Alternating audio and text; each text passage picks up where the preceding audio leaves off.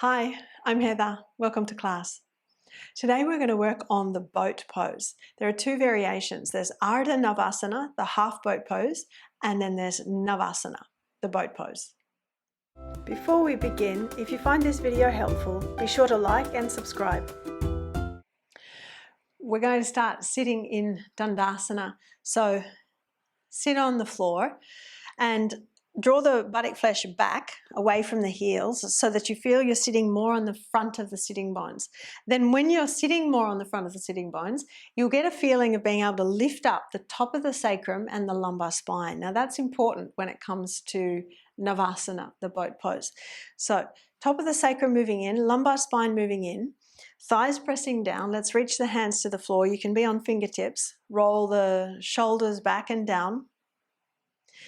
And activate your legs so that you feel, yes, you're able to press your thighs down and you're able to press through the inner feet.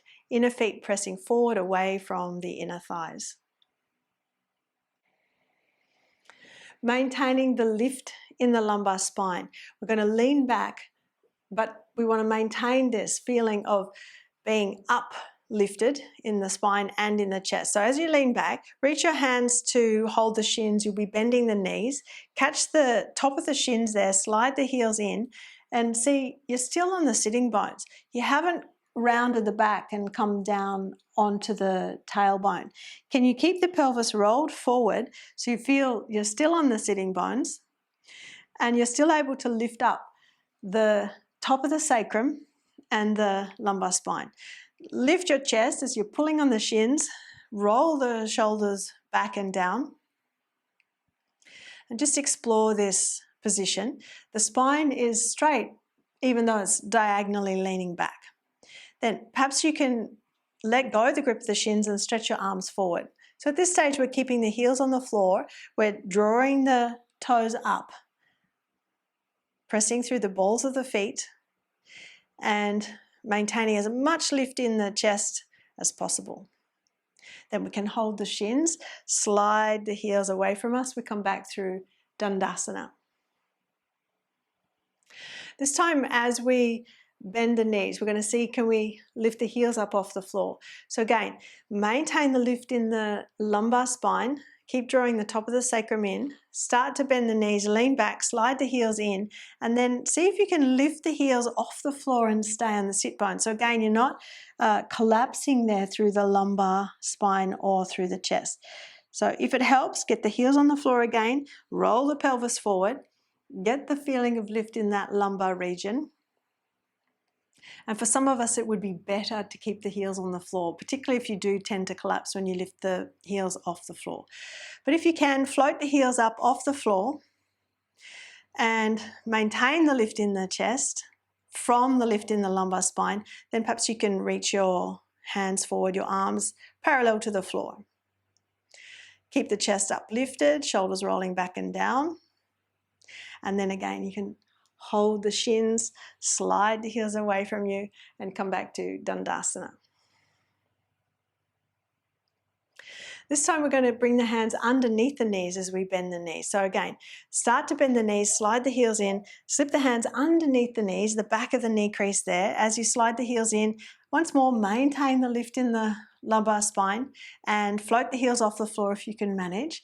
And now see if you can bring your shins up parallel to the floor without pulling the thighs away from the ribs. Can you keep your ribs close to your thighs and your thighs close to your ribs?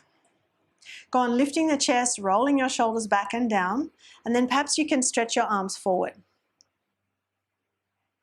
And then we come out of the pose again, heels to the floor, slide the legs forward, sitting in Dandasana. Now, before we go on to attempting the full pose, we're going to bring a strap into place to help support us. If we have a belt, ideally it's quite a long belt so that you can make the loop fairly large.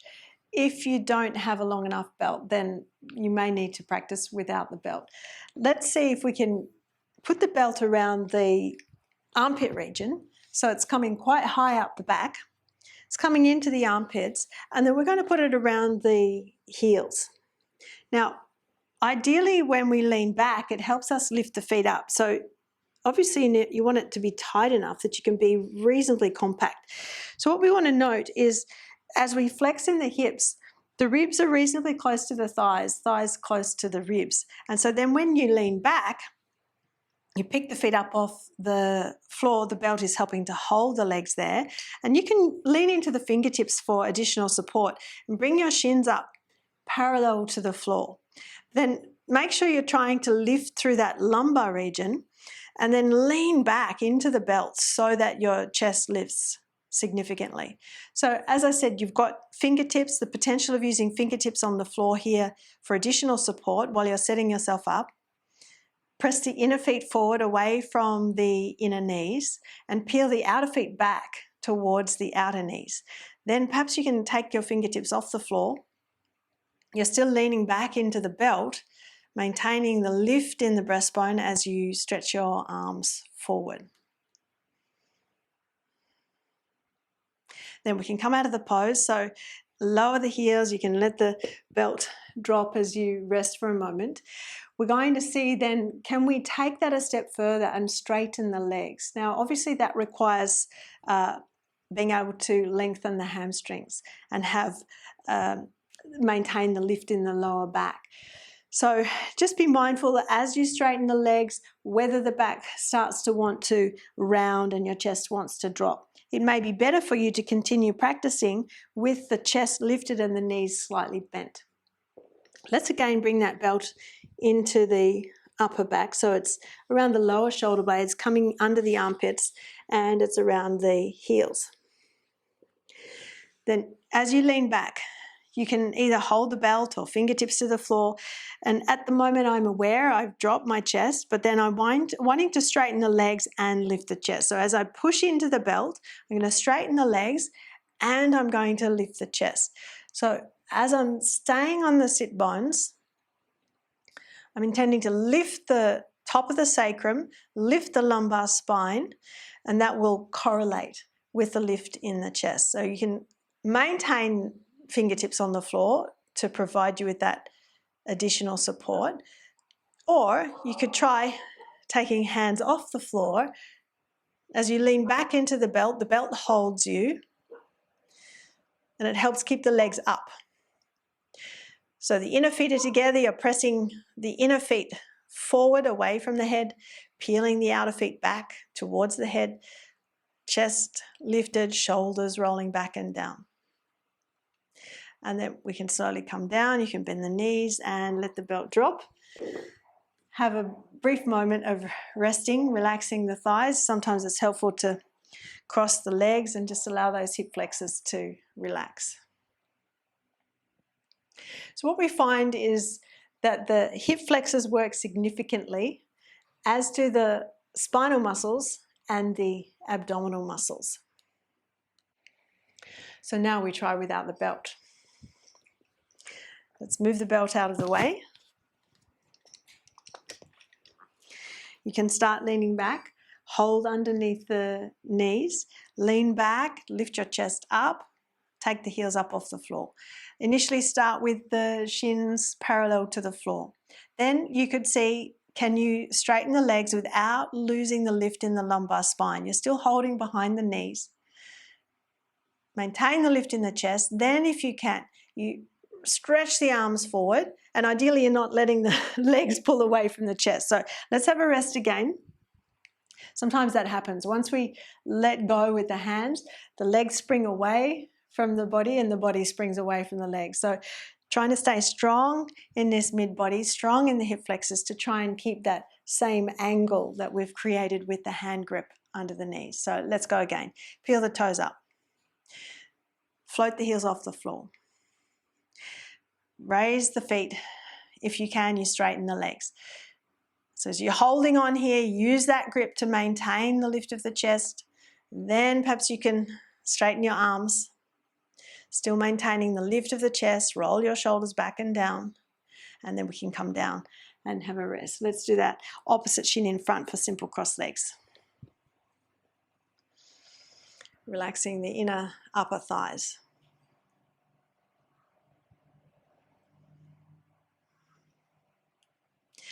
Now we're going to move on to the half boat pose, Ardha Navasana. Let's stretch the legs forward into Dandasana again. The legs are going to stay in this expression of Dandasana. So roll the inner thighs down and press the inner feet away from the groins. Interlock the fingers behind the head. Roll the elbows forward. Now, rather than keeping the chest lifted, we're going to round the back and allow the chest to drop. So we're drawing the sit bones under towards the heels. And then we're starting to come back onto the sacrum. So you can allow the heels to slide in a little bit as you bring your weight back onto the sacrum. And as the body descends, then you cantilever the legs up. So we're balancing on the sacrum. The toes, big toes, are lifting to the level of the eyes. The elbows are forward. And then we can come back to Dandasana. So again, we sit.